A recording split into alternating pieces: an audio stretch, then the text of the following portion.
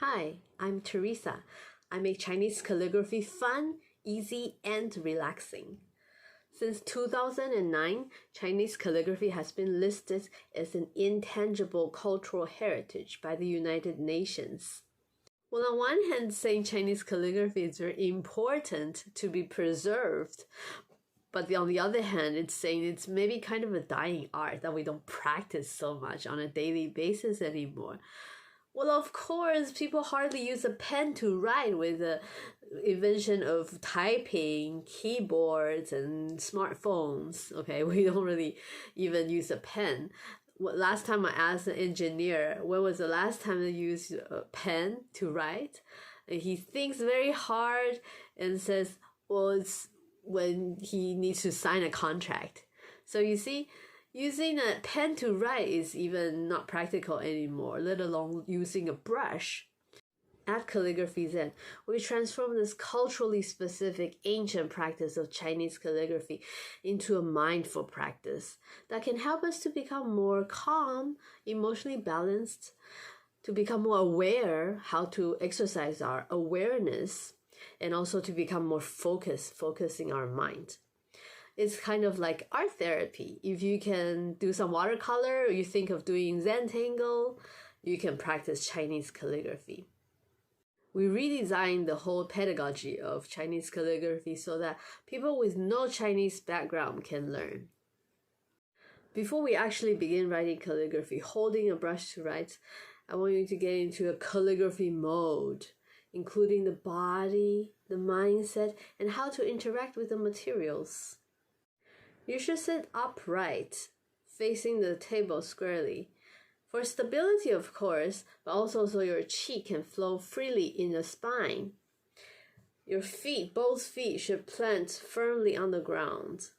And your shoulders should relax. Okay, move a little bit to relax now. Squeeze up and drop your shoulders. Extend your right hand forward naturally. If you're using your right hand, extend it forward naturally. In this area in front of you is your writing area. Now let's prepare the table. For convenience sake, we can use this water writing cloth that will show mark with just simply water. Okay. So we put this on the table just to begin our practice, so it's more convenient, also more environmental this way. So on the table, we have firstly the water writing cloth, and we also have a paper mount. Paper mount is for holding the paper in place. Also, you can rest your pen, brush on top. We can also get this ink dish that has a pen rest besides. So you can put water here and then rest your pen here on the table. Now we're focusing on getting used to familiar with the brush at this point, so we bypass ink. Just use a water writing cloth. Now, to handle the brush, the ancient calligraphy says, keep the palm hollow and the fingers close together. 掌虚 hollow palm, 指实 finger close together. 五指齐力 means all 5 fingers should be able to exert force equal force on the brush. So 1, 2, 3, 4, 5, like this. Hold the brush like this. You should be able to twist the brush and twist your wrist, flexible for flexibility, but also you should hold this brush firmly so people don't steal your pen when they pull on it, okay? Don't let people pull on your brush, okay? So try to hold this firmly.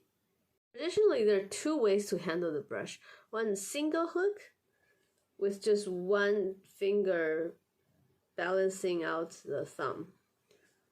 This is something that we use for maybe writing with a pen, like the usual way what we're used to, doing like this. This is called single hook. This is good for writing smaller prints. So our writing area is kind of small like this.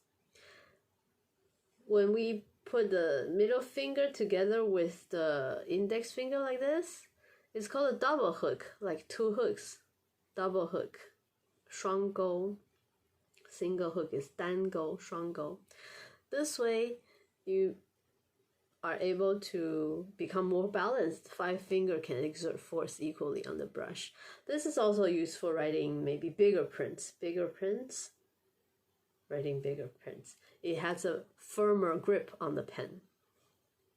So now you can try both the single hook with basically using just the 3 finger holding the pen like this, and double hook. Okay, 2 fingers gripping on the pen like that. Okay.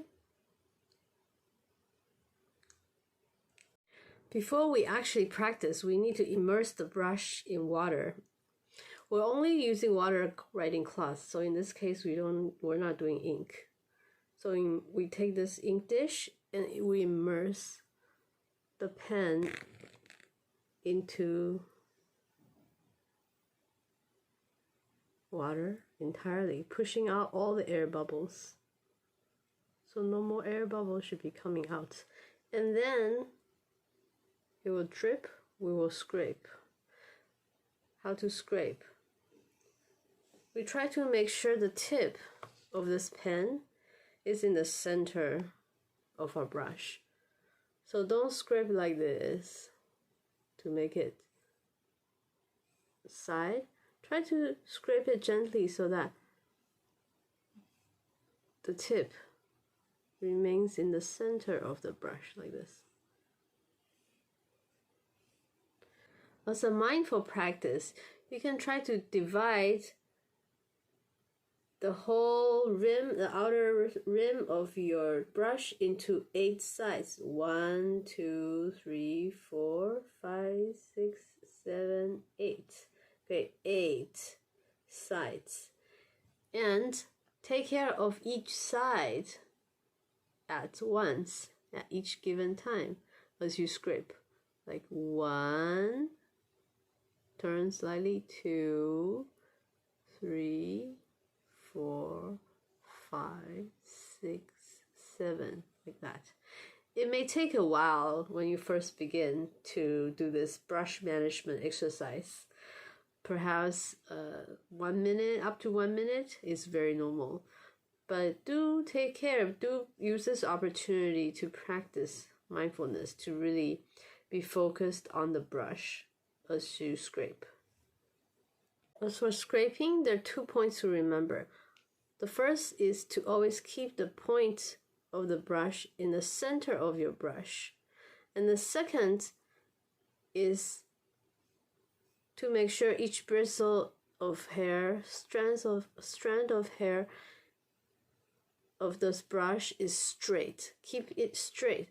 Do not turn as you scrape, okay? Don't do this. This is to not do. Don't turn as you scrape, okay? You try to scrape in one direction and then turn in the air and scrape again. And turn and then scrape again, okay? Do this. You scrape in the direction of each bristle, so straight.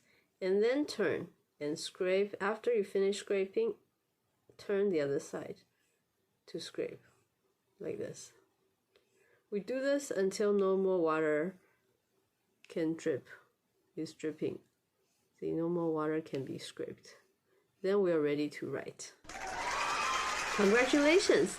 With all these steps, holding the brush, setting the table, posture, and scraping the brush, you're now ready to move on to next practice, doing the stroke exercises.